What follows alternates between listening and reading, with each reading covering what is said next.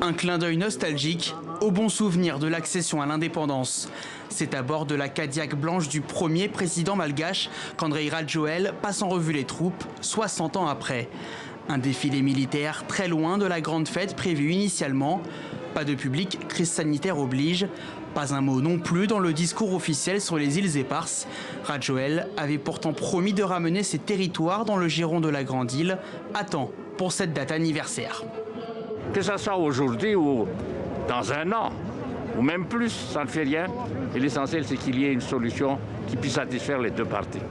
Madagascar et la France se disputent de longue date la souveraineté des îles éparses. 5 petits bouts de terre disséminés dans l'océan Indien, mais toujours administrés par la France.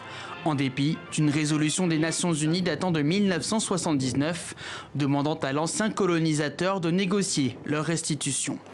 Derrière la carte postale, ces îles inhabitées sont surtout stratégiques pour leurs réserves d'hydrocarbures potentielles.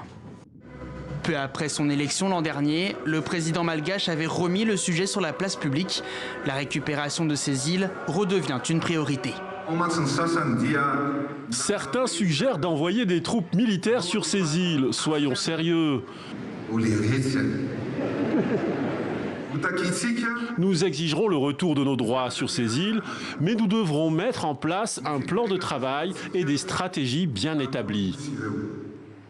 Si son homologue français Emmanuel Macron affichait aussi la volonté d'un accord, rien de concret jusqu'à maintenant. Les négociations sont aujourd'hui au point mort. De quoi agacer les partisans d'une restitution des îles éparses. L'État malgache s'obstine à la restitution, tandis que la France, je ne sais pas ce qu'elle veut jusqu'à maintenant. D'ailleurs, elle veut faire des réserves naturelles, des réserves nationales. Quand on dit national, ça veut dire que ça leur appartient. C'est ça, non? Mais ça ne leur appartient pas. On ne fait pas des réserves nationales sur le bien d'autrui. Une semaine avant ce 60e anniversaire, quelques militants étaient venus manifester devant l'ambassade de France à Antananarive. À leurs yeux, la controverse autour des îles éparses reste le symbole d'une décolonisation inachevée.